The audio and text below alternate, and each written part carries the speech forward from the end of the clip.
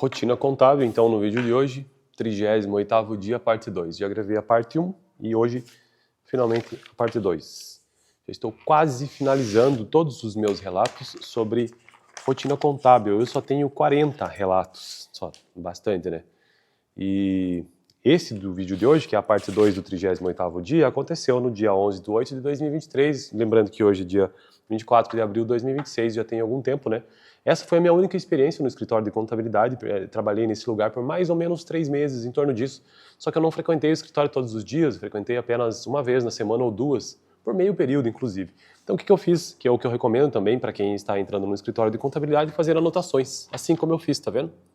Então, faça anotações do que você fez, coloca a data, né? Escreve assim, ó, rotinas contábeis, 30º, sei lá, primeiro dia, dia tal, sexta-feira.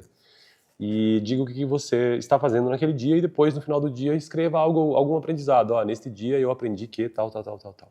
Consegui seguir esse cronograma todos os dias? Não, mas na maioria das vezes sim. Antes mesmo de apresentar a parte 2, porque eu também terei que fazer uma parte 3 no próximo vídeo, para não ficar muito extenso, eu preciso sempre fazer uma introdução, que é o que mais importa nesses vídeos de prática contábil, entender como é que funciona um escritório de contabilidade. Então, de forma bem básica, introdutória, um escritório ele é dividido basicamente em 4 departamentos. Então, o departamento contábil, ou o departamento de contabilidade, o departamento de folha, ou então departamento pessoal, ou também departamento de recursos humanos, depende do escritório, depende do tamanho, né? Porque às vezes isso tudo aqui pode se subdividir. Departamento fiscal, que são os tributos, e departamento legal, abertura, encerramento de empresa, entre outras questões que podem ser encaixadas aqui. Quem me falou isso? O contador do escritório de onde eu trabalhei. Então, todo escritório basicamente terá estes quatro departamentos: contábil, RH, fiscal e legal. A minha breve experiência, os meus 40 relatos, aconteceram no departamento de contabilidade, ou seja, quais são as etapas que compõem o departamento de contabilidade? Escrituração, conciliação, encerramento e relatórios. Então veja que existem 4 etapas do departamento de contabilidade, que é onde a contabilidade nasce. O escritório só existe por conta desse departamento de contabilidade, ou seja, escriturar os fatos contábeis, conciliar os fatos contábeis, encerrar os fatos contábeis e emitir os relatórios das demonstrações contábeis ou não, sobre toda essa escrituração, sobre toda essa conciliação, sobre todo esse encerramento. E esse relatório contábil ou relatórios contábeis são basicamente o termo de abertura, o diário, balanço de verificação, balanço patrimonial, demonstração de resultado, demonstração da mutação do patrimônio líquido, plano de contas e termo de encerramento. Dito isso, vamos ao vídeo de hoje, então, 38º dia, vídeo parte 2. No vídeo parte 1, sobre o 38º dia que aconteceu no dia 11/8 de 2023, uma sexta-feira, concluí a base de dados ou dados para a integração do caixa. Revisão, leitura extra do caixa para dados, apenas o dinheiro, conta débito, crédito, parcelado, outras. Ou seja, fiz uma base de dados para a integração do caixa. Abri uma planilha do Excel e fiz uma integração. Aliás, fiz um banco de dados para que isso pudesse ser integrado. O que é integração? É quando você tem uma planilha Excel, você precisa jogar para dentro do sistema.